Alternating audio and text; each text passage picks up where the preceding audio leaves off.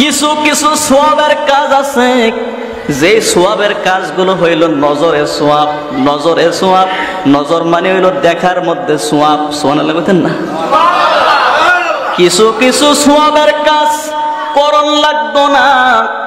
এই সওয়াবের কাজগুলো রে বাজান শুধু সাইয়া থাকলেই সওয়াব। জোরে কোন সুবহানাল্লাহ। সাইয়া থাকলে কি? এই যে হক্কানি উলামায়ে কেরাম, হক্কানি পীর মাশায়েখ যারা আছে, এই যে তোলাফায়ে আযম, হাফেজে কোরআন, এই সমস্ত হক্কানি উলামায়ে কেরামদেরকে মহব্বত নিয়ে যখন তাদের চেহারার দিকে নজর রাখবেন, নজর দিয়ে রাখবেন, যতক্ষণ তাকায়া থাকবেন ততক্ষণ তাকানোর বিনিময়ে সওয়াব যিনি দিবেন তিনি কে? এটা হইছে একটা। মক্কাতুল মুকাররমায় যারা হজ করার জন্য যান, যতক্ষণ পর্যন্ত আল্লাহর কাবাঘর, সুবহানাল্লাহ বলতেন না, কাবাতুল মুশাররফা, ওই কাবা শরীফের দিকে যতক্ষণ বান্দা নজর করবে, যতক্ষণ তাকায়া থাকবে, কোনো কাজ করণ লাগবে না, তাকায়া থাকবা, সওয়াব যিনি দিবেন তিনি কে? এবার আসেন 3 নাম্বার। নবীজি বলেছেন, মা মিন ওয়ালাদিন বাররিন ইয়ানজুরু ইলা ওয়ালিদাইহি নাজরাতার রাহমা। সুবহানাল্লাহ। আর জোরে কোন আল্লাহু আকবার। আমার নবী হায়াতুন নবী, নূর নবীজি ১৫০০ বছর আগে বলছেন, মা মিন ওয়ালাদিন বাররিন ইয়ানজুরু ইলা ওয়ালিদাইহি নাজরাতার রাহমা। দুনিয়ার উম্মত, তোমাদের বৃদ্ধ মা বাপ যাদের আছে, ওই মা বাপের চেহারার দিকে রহমতের নজর দিয়ে একটু তাকাইও। সুবহানাল্লাহ কইতেন না? কার দিকে তাকাইতে বলছে? বান্ধবীর দিকে তাকাইলে সওয়াব না গুনাহ? বেগানা নারীর দিকে তাকাইলে সওয়াব না গুনাহ? মা বাপের চেহারার দিক তাকাইলে সওয়াব না গুনাহ? কিন্তু তাকাইতে হইব কেমনে? আল্লাহর নবী কয় নাজরাতার রহমা। তুমি যে তোমার মা বাবার চেহারার দিকে তাকাইবা, তো সেই তাকাইবা মায়ার নজরে, দয়ার নজরে, রহমতের নজরে। আল্লাহু আকবার। কয় তাকাইলে কি? রহমতের নজরে তাকাইবা। কয় কুল্লু নাজরাতিন, যতবার তাকাইবা। আল্লাহু আকবার।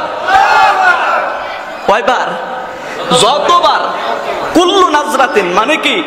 যতবার তাকাইবা। যতবার তাকাইবা, ইল্লা কাতাবাল্লাহু, আল্লাহ তাআলা তোমাকে আর প্রতিদান দিবে হাজ্জাম মাবরুর। প্রতিবার তাকানোর সাথে সাথে একটা করে কবুলকৃত হজের সওয়াব। কার ফাইল চাইলে? কার ফাইল চাইলেও?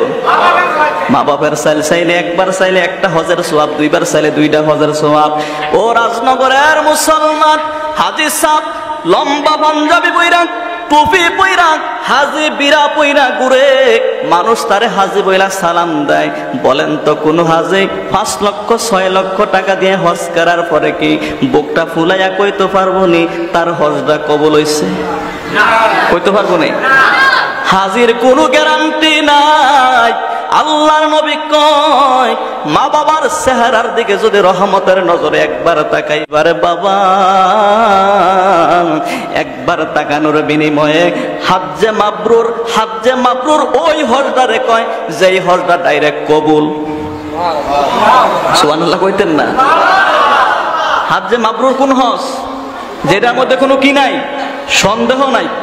আল্লাহর নবী কয়, মা বাবার চেহারার দিকে চাইলে হজের সওয়াব, গুনাহ মাফ হয়। কয় ইল্লা কাতাবাল্লাহ, আল্লাহ তাআলা দিবে হাজ্জে মাবরুর। কয় হাজ্জে মাবরুর হাসরের ময়দানে যার আমল নামার মধ্যে পাওয়া যাবে রে বাবা, লাইসা লাহুল জাযা ইল্লাল জান্নাত। এই হাজ্জে মাবরুরের বিনিময় হবে আমার আল্লাহ তাআলার পক্ষ থেকে জান্নাত।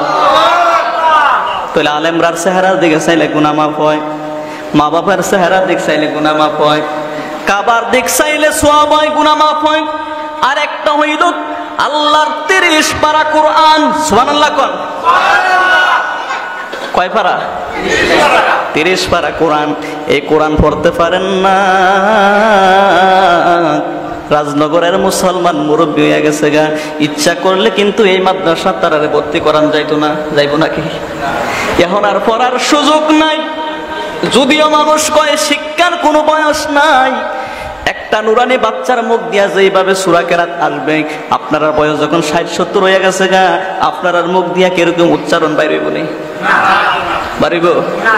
তাহলে কোরআন যারা পড়তে পারেন না, কোরআনটারে মসজিদ থেকে গিয়া লইবেন, বাড়ির মধ্যে থাকলে লইবেন, ওযু কইরা কোরআনটারে ধরবেন, বুকটার মধ্যে রাখবেন, কোরআনটারে চুমু দিবেন, কোরআনটারে চুমু দিয়া মহব্বত কইরা বলবেন, আল্লাহর কোরআন রে, তোরে পড়তে পারি নাই, তোর সম্পর্কে জানতে পারি নাই, তবে বুড়া বয়সে মহাব্বত করে চুমা দিছি, তোর চেহারা দিয়া, তোর চোখ দিয়া তোরে আমি চাইতেছি। আল্লাহর কিতাব, হাসরের দিন তুই কিন্তু আমারে বলিস না। আল্লাহর নবী কয়, যতক্ষণ কোরআনের দিকে নজর রাখবা, ততক্ষণ আমার আল্লাহ তোমার আমল নামায় সওয়াব দিতে থাকবো।